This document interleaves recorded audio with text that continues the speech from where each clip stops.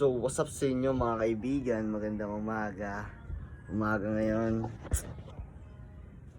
Utik na yan. Inom muna tayo kape.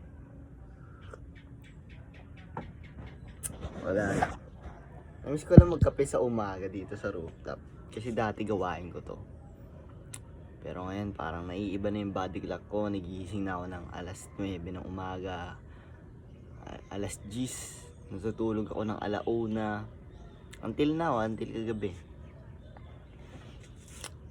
Pero sarap lang talaga gumising na maaga. Sarap mag-reflect tuwing umaga. Maging grateful tuwing umaga. Bago masimulan yung araw mo, nagiging grateful ako lagi. And ayun lang. Naisip ko lang kanina habang naghihilamos ako. Kung ano yung meron ako ngayon. Mga pinangarap ko lang din to dati. As in, bakit? Sa tuwing naiisip ko na, nalulungkot ako, nagiging parang lahat gusto mong makuha. Which is hindi naman talaga pwede. At hindi naman agad-agad yun yung makuha. Ayun nga, back to the sinabi ko kanina na kung ano meron ako ngayon. Mga sinasabi ko lang dati na pinapangarap ko dati na masaya naman ako, masaya ako na sabi ko, dati sana makuha ko to.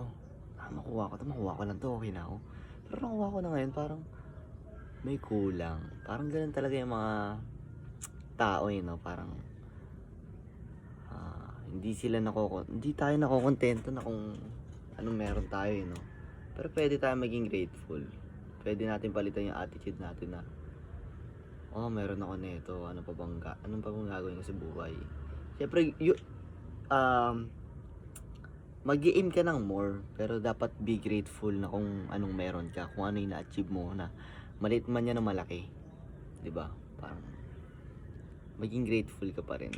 Kunyari, halimbawa ako pinangarap ko dati na sana makuha ko yung L-seat, which is ito, papakita ko sa inyo, L-seat to handstand. Dati di ko kaya yan, di ko kaya iangat yung puwet ko, di ko kaya iangat yung katawan ko dati. Di ko kaya iangat yan. Pero ngayon, basic na sa akin. Dati pinangarap ko na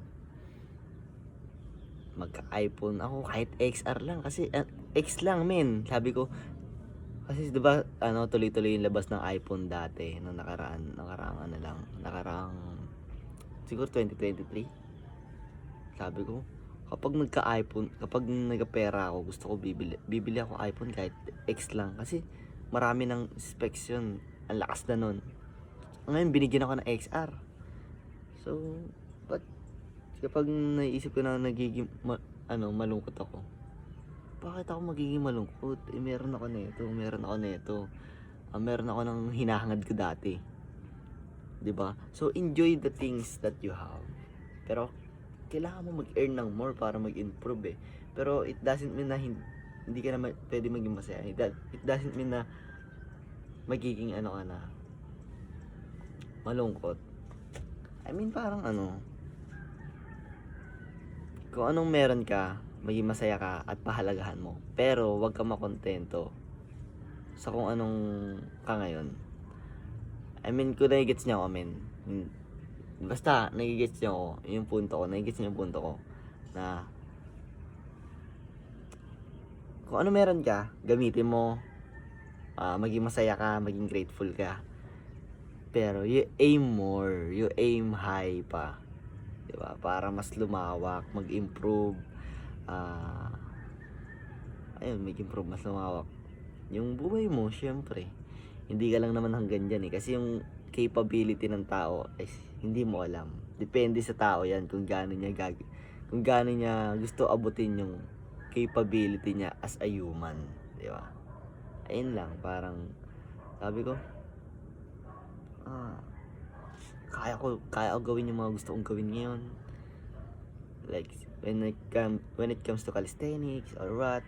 Pero syempre, lahat ng skills na yun, pinaghirapan ko, mga pinangarap ko lang din dati yun. Mga pinractice ko lang. So ngayon, kinukuha ko yung plunge. Sa ngayon malabo sa akin to, pero magiging posible to sa akin. Yung plunge mo, kukuha ko yan. So yun lang, ayun lang ang aral natin ngayong today, ngayong araw na just be grateful and thankful on what you have while working on what you want. Hindi, basta nagigets yung punto ko, puting. Ang sarap kasi pag English eh, no? Ang sarap pakinggan. Nagigets niyo yung punto ko na be grateful on what you have, pero you aim more in your life to improve.